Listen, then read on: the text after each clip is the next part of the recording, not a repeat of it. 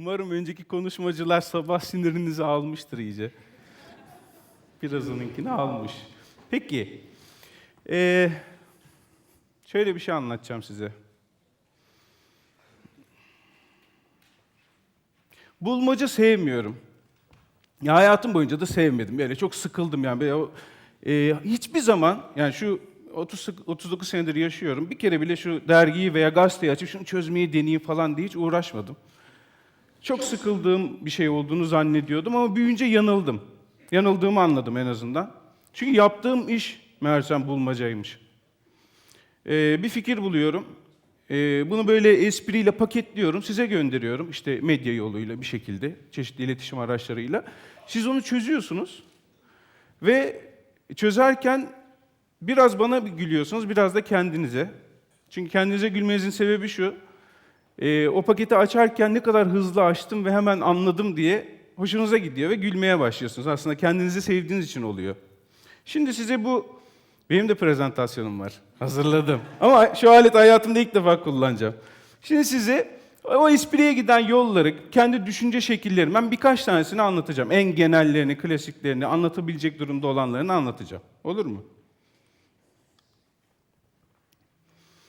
Şimdi işin şeyi bu. Hani biz buna olaya götünden bakmak diyoruz. Burada farklı bak yazıyor ama hani edepli olayım dedim, olamadım, iyi mi? Şimdi şöyle bir şey var. Bu bir espri değil. Sadece durumu anlatmak için size göstereceğim birkaç slide. Ümit ustamız var. Yumurtalı tavuk kızartması tarifi yapacak bize. Şimdi klasik malzemeler. 4 parça tavuk büftek, 2 adet yumurta, çay kaşığı karabiber falan filan, böyle hepimizin bildiği klasik malzemeler var elimizde. Tarifi yapıyor. Şu yumurtalar kaba kırılır, üzerine iyice dövülmüş sarımsak, baharatlar, bunlar yapılır, edilir falan filan. Afiyet olsun. Olayımız bu. Şimdi bunu nasıl komikleştirebilirim diye düşününce ne olabilir? Yani bunun yerine bu herifi alıp yerine bir şey koyarsam komik olabilir. Bunu tavuk usta sunarsa komiklik başlıyor. Şimdiden biraz böyle hey diye gülmeye başladınız. Hani bitmiş mizah değil bu ama başlangıcı. Şimdi tavuk ustadan aynı tarifi dinleyelim. Önce bir tavuğun boğazını keserek öldürüyorsunuz. Biraz korkunç olabilir. Ardından polise yakalanmadan cesedi küçük parçalara ayırıyorsunuz. Ayrı bir kapta kestiğin tavuğun çocuklarını, daha yumurtadan çıkmamış olması önemli, yumurta halinde, birbirine vurarak kırıyorsunuz. Çıkan çocuk sıvısı sarımsak ve baharatlarla bir güzel çırpılır. Sonrasında da kestiğimiz ceset parçaları bu karışıma batırılarak kızgın yağda kızartılır. Korkunç. Hani eğlenceli bir şey değil ama en azından hani sadece bir kişinin yerini değiştirerek, biraz açıyı değiştirerek komikliği yakalamış olduk. Mesela cehennem hepimiz biliyoruz, zebani. Yani bize öğretilen ne? Cehennem kötü bir yer. Cezalandırıldığımız zaman cehenneme gideriz ve orada sonsuza kadar yanarız. Herhalde ben 15 dakikada falan biterim, yanmam ama öyle bir işte sihirli bir durum da var. Şimdi bize böyle öğretildi ama şimdi burada bir bulmaca var. Onu çözmem lazım. Ki bulmacam şu. Yani bir bulmaca yaratmam lazım. Cehenneme birisini göndereyim ki mutlu olsun orada. Hani bu kim olabilir? İşin sorun bu. Bunu çözersem espriyi de bulmuş olacağım. İşte bir sürü olasılık düşünüyorsun. Zaman, mekan, 360 derece ve zamanda, boyutta, ileri geri her şeyi, bütün olasılıkları düşünüyorsun. Böyle dedektif gibi. Var olan şey bir kenara koyalım, absürt, uçalım, her şey olabilir orada diye. Sonunda buluyorsun. O bulduğun tek şey işte senin esprin. Eski Moğollar. Onlar için cennet yani. Ben de orada yaşasam hakikaten çok, cehenneme gidince çok eğlenirdim. Oh be, sonunda içim ısındı falan filan diye. Veya şöyle bakabiliriz, işte Tibet'te öğretiler falan filan. Bir tanesi hariç bütün hepsi yetenekli çıktı. Yazık. Orada duruyor. Ama olay böyle mi acaba? Düşünce gücüyle bütün sınıfı kaldırabiliyorum. Onlar da hoca olacak, anlamamışlar daha durumu. Bu işin bir tarafı. Bir tanesi de var olanı kabul etmeyeceksin hiçbir zaman. Ya bizi sürekli dolduruyorlar. Çocukluğumuzdan beri, doğduğumuz andan itibaren bir sürü şey öğretmeye başlıyorlar. O şöyledir, böyledir bilmem. Anne baba bayılır. Bir yandan da iyi bir şeydir yani, öğretilmesi gerekir. Ama büyümeye başlayınca sorgulamaya başlıyorsun. Öyle değil ki falan filan diye. İşte bu mizahta en çok yaptığımız şey yıkmak. Var olanı yık, reddet, öyle değil, niye böyle değil diye başka açılar göster. Ablayı hepimiz tanıyoruz. Abiydi, işte kurbağa prens, prenses. Şimdi bunun hikayesi ne? Kadın kurbağa prensi öpünce o yakışıklı prense dönüşecek ve sonsuza kadar mutlu yaşayacaklar. Peki bu kadın 2011 yılının İstanbul'unda yaşasa böyle mi davranır? Böyle davranır. Sarayı da ister, bütün ülkeden bir koyla toprak parçası da ister, tek taşını da ister falan filan. Çünkü gerçek bu. Ama yani bir yandan mesela baba çocuğuna masallar anlatıyor ve sonsuza kadar mutlu yaşadılar. Yani biz böyle biliyoruz tabii, bize böyle anlatıldı da. Biraz gerçekçi bir baba olsa ne olur? Sonsuza derken yani en fazla 20-30 yıl. Mutlu derken de muhtemelen 3-4 sene sonra ayrıldılar ve ikinci evliliklerini yaptılar diye. Yani bu gerçekçi babanın anlatımı. Siz böyle anlatmayın da yine. Abiyi tanıyorsunuz değil mi? Hulk. Evet, ben çocukken Hulk diyordum, sonra İngilizce öğrendim, Hulk oldu. İşte bize verilen nedir? Hulk, normal bir adam, işte radyoaktif bir olaya maruz kalmış. Sinirlendiği zaman kocaman yeşil bir deve dönüşüyor ve böyle tankları falan atabiliyor ve korkunç kuvvetli hale geliyor. Çok güzel. Sonra düşünüyorsun hani bu adam böyle eğlenceli de. Yani maazallah sevgilisiyle sevişirken, yataktayken falan kazara sinirlense. Gerçi belki sevgilisinin çok hoşuna da gidebilir. Çok eğlenceli bir şey de olur. Yani böyle farklı ne olabilir diye düşünüyorsun. Bu halktan biri olsa da mesela gelse Türkiye'de yaşasa başına ne gelir falan gibi düşününce hani annesiyle evde yaşıyor diyelim mesela. Günlük hayatta. Tuvalete bir gidiyorsun bidon. Halk ne yaptın ya? Çok fena. Çok fena. Şimdi size bir de böyle karikatür üzerinden anlatacağım. Hani espri yolu. Nasıl düşünüyorum, hani bir espri nasıl buluyorum falan filan. Önce konu önemli. Mesela genelde vaktim kalmadıysa, hani çizecek vaktim kalmadıysa prodüksiyonu düşük konular seçiyorum. Yani böyle stadyumda geçen bir şey çizmiyorum. Çünkü o en az 5 saat sürer. Diyorum ki çölde geçsin olay. Bu da o esprilerden bir tanesi. Çünkü çöl 2 çizgi 2 nokta bir güneşi koydu mu çöl oluyor kolay. Sonra düşünmeye başlıyorsun. Ya bu en iyi esprilerimden biri değil bu arada, baştan söyleyeyim ama olayı en iyi anlatabileceğim esprilerden biri olduğu için bunu seçtim. Şimdi çölde ne olabilir diye düşünüyorsun. İşte bahtsız bedevi, işte penguen gelebilir, bedevi kıyafetinde penguen komik olabilir, astronot düşse ne olur falan filan. Yani aklına gelebilecek her şey, mağara devrinde çöl, gelecekte çöl falan filan diye böyle 360 derece zaman boyutu her şeyi düşünüyorsun. Benim şansıma ben bu espriyi bulurken televizyonda şey vardı. Açıktı televizyon, Lost oynuyordu. Lost'ta da o flashback sahnelerinden bir tanesinde uçağın düştüğünü gösteriyor böyle falan. Uçak düşsün dedim şöyle. Hani eğlenceli olabilir. Uçak düştü. Yeni de düşmüş, yanıyor falan böyle. Şimdi bu yetmiyor espri için. Hani görüntü eğlenceli de bir aksiyon, bir şey daha olması lazım. Birisi kurtulmuş olsun. Kurtulmuş, yürüyor. Tabii daha başına ne geldiğini bilmediği için öyle mal gibi yürüyor adam. Hani yaralı mı değil mi belli değil ama yine yetmiyor bana. Hani buraya ben bir şey daha koymam lazım ki böyle bir çatışma olacak, bir soru çıkacak ortaya ki esprimi yapabileyim diye. Şimdi bu adam uçaktan düşmüş, bir çizince aklıma geldi. Ulan uçaktan inmiş geliyor, inen adama ne olur? Karşılanır. Biri gelmiş. Adını da biliyor. Ercan Bey sizi karşılamaya geldim. İşte problem çıktı şimdi. Bu problemi çözersem, ki problem şu, bu adam nereden biliyor bunu, uçağın düştüğünü, oraya düşeceğini, bu adamın kim olduğunu, işte ne zaman ne olacağını, nasıl karşılayacağını falan nereden biliyor diye bir soru çıktı, problem çıktı ortaya. Bunu çözersem espriyi de bulmuş olacağım. Okuyan var mı karikatür daha önce? İyi, güzel. Tahmin eden var mı? He? Ne olabilir diye? Ben buldum daha önce. Bulunmuşu var. Medyumlar toplantısı için. Ha, güzel. Hani çözüldü. Üstelik, evet biliyorum diyor. O da medyum. Olayın farkında tabii. Şöyle bir durum var. Tabii tipleri şimdi sonradan medyumları sonra bulduğum için tipleri tam medyum gibi olmadı. Biraz medyum gibi yapayım diye. Sonradan da böyle ekliyorsun bir şeyler. Ya medyum gibi bu mu onu ben de bilmiyorum ama. Şimdi mesela bir tane daha anlatacağım. Cehennem sevdiğim konulardan bir tanesi. Bunu böyle canlı çizerek anlatmak istiyorum. Bu aleti de kullanmadım daha önce ama. Oluyor mu? Oo, güzelmiş. Şimdi cehennem sevdiğim konulardan bir tanesi. Hani cehennemde geçsin diye düşündüğüm bir espri vardı, onu anlatacağım size.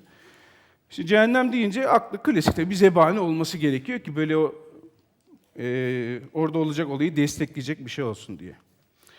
Şöyle, önce bir zeminimizi çizelim. Sonra zebaniyi çizelim. Görebiliyor musun? Solağımı da biraz kapatıyorum.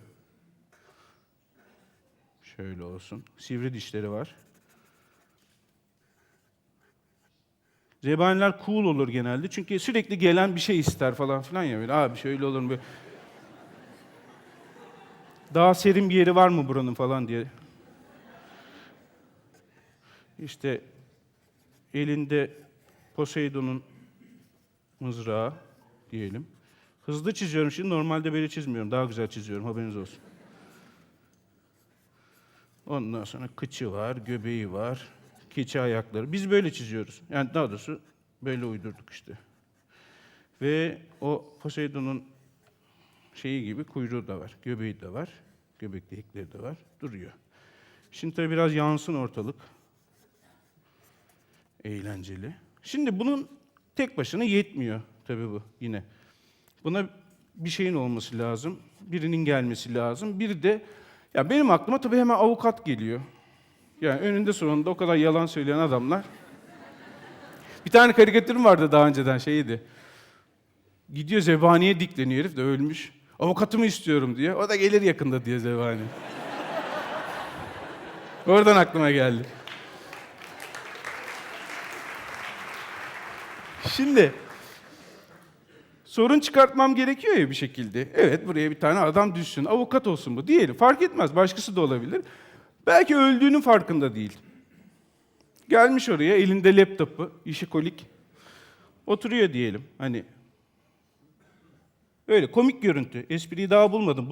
Bu gidişatta daha bulmamıştım bunu yaparken. Diyelim böyle çalışan bir adam var.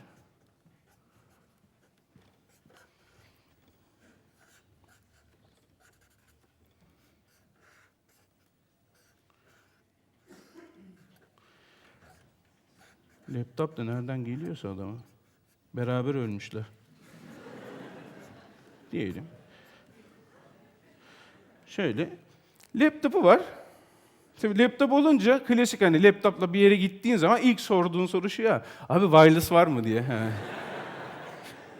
Sorsun. Hani komik ya. Hani ama espri değil daha.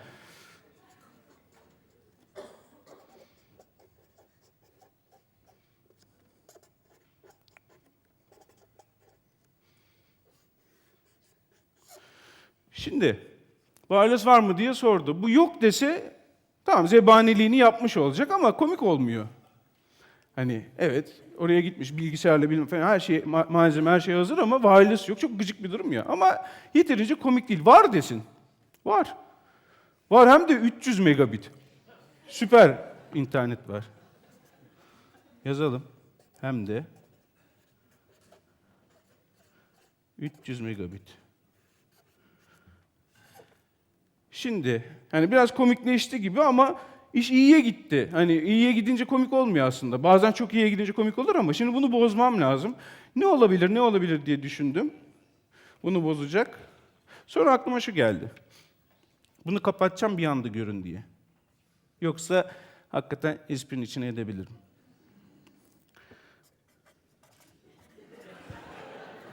Bu ilkokuldan beri yapmamıştım bunu.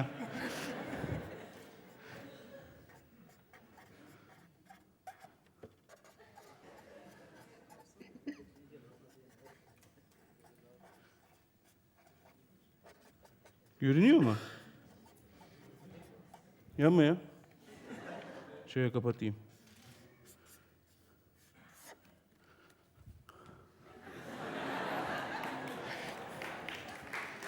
Tekrar herifi aşağı düşürüp harcadık. Böylece espri tamamlamaya. Tabii karikatürü böyle paramparça edince hani dünyanın en güzel Adriana Lima'yı bile otopside görsen böyle güzel demezsin tabii. O hale geliyor. Tekrar sunuma dönebilir miyiz? Ha, burada kalmıştık. Şimdi şöyle bir şey var. Hani reset diyoruz ya burada. TEDx, reset falan diye. En büyük reseti hepimiz kullanıyoruz ya, küfür. Hani şöyle düşünün. Arkadaşınla tartışıyorsun işte AKP, CHP bilmem ne, seçimlerde sen olacaksın, ben olacağım. Bir saat tartış. Bir saat tartıştıktan sonra biri mesela şöyle bir laf etsin. Bence %40'la CHP iktidar olacak. Ha siktir lan. Dediğin anda karşındakine formatı atmış oluyorsun. Böyle... O bir saat bitti. Yani ne konuştuğun falan hiçbir önemi yok. O yeniden başlıyor. Resetlendi böyle. Ha siktir mi? Diye tekrar başlamaya başlıyor. Yani çok kullanıyoruz. Biz karikatürlerde de kullanıyoruz ama bize hep diyorlar ki ya keşke küfür olmasa, keşke kullanmasınız, çocuklar da okuyor. Hani niye bu kadar çok küfür kullanıyorsunuz falan filan diye. Ben de diyorum ki gerekli. Hani sadece küfür ederek güldürmek iyi bir şey değil. Evet ama gerekli. Gerektiği yerde küfrünü edeceksin. Önemli bir şey. Çünkü ortamı anlatan bir şey. Şöyle düşünün hani Hollywood filmleri geliyor ya bizim televizyonlarda oynuyor. Adamın karısını çocuğunu öldürmüşler, evini elinden almışlar, iş yerini mahvetmişler, bütün parasını çalmışlar falan. Kötü adamla karşılaşıyor, kahretsin. Orijinali öyle değil tabii. You motherfucker bilmem ne diye giydirip duruyor herif sürekli. Yani korkunç laflar ediyor ayrı. Ama bir anda sündürdün ortalığı kahretsinle. Yani olacak iş değil. Hani bütün atmosfer mahvoldu. O yüzden şimdi hani bir karikatürde küfür kullanımı ve küfür olmayınca ne olduğunu göreceğiz. Bu da yine yakın zamanda çizdiğim bir karikatür. Eğlenceli bir ortam var. Baba çocuklarına yıldızları anlatıyor. İşte diyor ki bakın bu büyük ayı yıldızı, yanındaki de küçük ayı. Minik ayı hemen kıllanıyor tabii. Minik ayı yıldızı nerede diyor. Ortanca laf atıyor. Minik ayı yok. İbneler. Diyor çünkü ipneler. Hakikaten ipneler. Aralarındaki ilişkiyi anlatan bir şey. Bundan sonra ne olacağını anlatan bir şey. Hani o ilişki nasıl devam edecek, niye kıllanıyor, o bir tepkisi. Peki küfretmediğini düşünelim. Hani birçoğunun istediği gibi yapalım. Hay Allah. Espri kalmadı. O kadar sündü ki. Hani veya bizim televizyon tercümanları gibi yapalım. Kahretsin. Oluyor mu espri? Bence olmuyor. Bu da devamı aslında. Karikatür değil de onların ne hissettiği. Şuna bakalım. Kavgayı kazanan benimle birlikte olacak. Hey ben ikinize birden veririm. Aa orospuya bak. Orospu değil ki büyük orospu. Böyle şey olur mu ya? Doğayı alt üst ediyorsun sen, kuralları falan filan. Hak ediyor yani, onu demeye çalışıyorum. Bak bu da hak ediyor. Feci hak ediyor. Eğlenceli. Yani ben kuş olacağım, saatlerce solucan arayacağım. Yani yuvaya döneceğim, bunlar ipneler McDonald's yiyorlar. Olacak iş değil. Çalışma fırsatım oldu işte Leman'dayken Can Yücel'le. Rahmetli. Çok iyi şairlerimiz var. Biliyorsunuz tabii, söylememe gerek yok. Bunun bir hikayesi vardı. Mahkemeye çıkmış. Hakim demiş ki, niye göt yazdın diye sormuş. O da demiş ki, ne bileyim hakim bey demiş, bizim köyde göte göt derler. Aslında olayın bütün özeti bu ya. Teşekkür ederim.